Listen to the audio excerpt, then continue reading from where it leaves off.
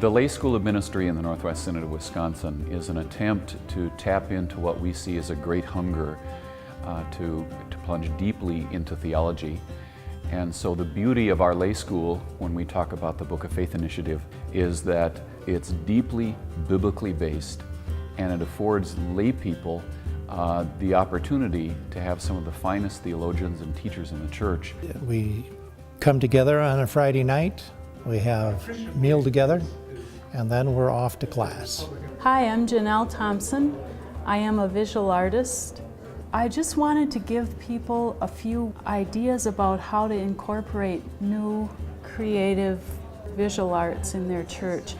So the Book of Faith is a great way for people to get back into the Bible and renew their familiarity with the Bible itself. The quality of the continuing education program has matured over the years to the point now that this is perhaps the very best opportunity for continuing education, certainly anywhere in the Synod and perhaps anywhere in the ELCA.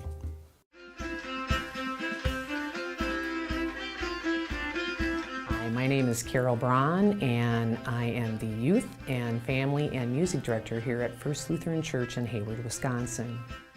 Hayward, Wisconsin is a small community. We have a huge Nordic ski event called the American Birkebeiner. The American Birkebeiner does have a true Nordic tradition. Our church actually, this church, First Lutheran, was actually a Norwegian Lutheran church to begin with. So we have a very Nordic group that hangs out here. We do have some friction between the Swedes and the Norwegians, but they all get over it.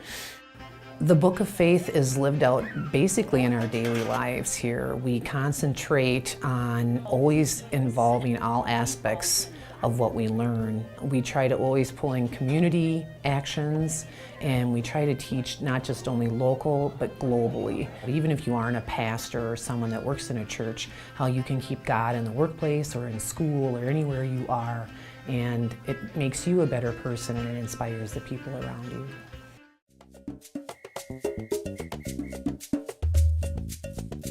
Hi, my name is Karen Swan. I'm from Central Lutheran Church in Chippewa Falls, and I went on the Malawi I-Mission trip. We served Christians, Muslims. We did not differentiate. Many of them were stunned and astonished that the classes were for free.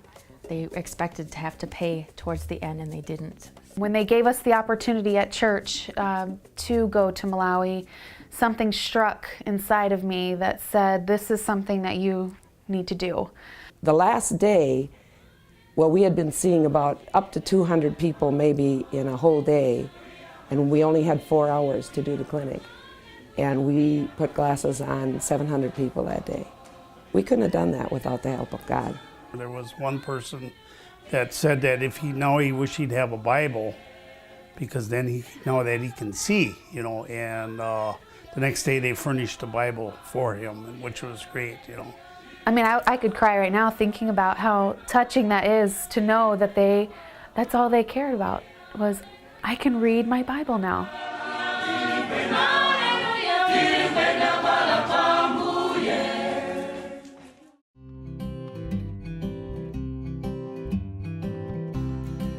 Hi, I'm Paula Davis. I'm a member of Trinity Lutheran Church in Lake Nebagamon, Wisconsin. Treasure hunt is something I developed when I started doing sleepovers with kids. I like to have fun with a purpose. So I've done treasure hunts for years with my own kids and decided we could do it here at the church. And instead of just having them go from place to place around the church, I wanted them to dive into the Bible.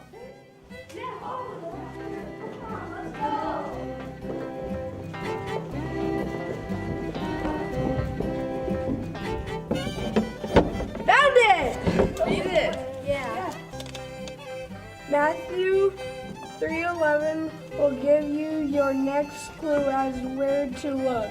So I use the Bible and make them look up verses, and that gives them a clue as to where to go to in the church to find the next clue. The Book of Faith is trying to get people back into focusing on the Bible.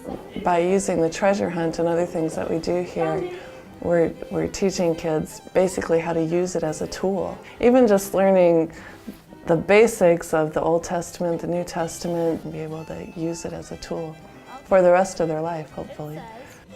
This is your treasure. Jesus died on the cross for all of us. Remember how much he loves you.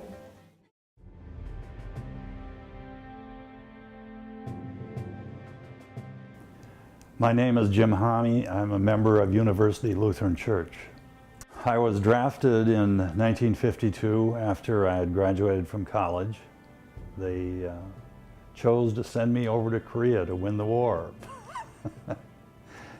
Things were very static in Korea when I got there. It was the Chinese and the North Koreans, a lot of them. I remember they told us they were coming over to visit us on the 4th of July, and they shelled us very heavily. A lot of fireworks. It was kind of like when we used to build forts on either side of the street and throw snowballs at each other. We knew where they were and they knew where we were. We had a bunker on top of the hill. In the daytime, it really wasn't very frightening. The frightening part was manning the observation post at night. We traversed a rather serpentine trench that was well over our heads to protect us from artillery. Then we would go up and relieve the person who was presently manning the observation post, and then we would spend the 4 hours alone. In the daytime it was a lark, but at night it was terrifying. I was searching for something in Scripture. I had a New Testament. I came upon the 27th Psalm, and that really filled the bill. The Lord is my light and my salvation. Whom shall I fear? The Lord is the stronghold of my life. Of whom shall I be afraid? When evildoers assail me, uttering slanders against me, my adversaries and foes, they shall stumble and fall. Though a host encamp against me, my heart shall not fear. Though war rise against me, yet will I be confident.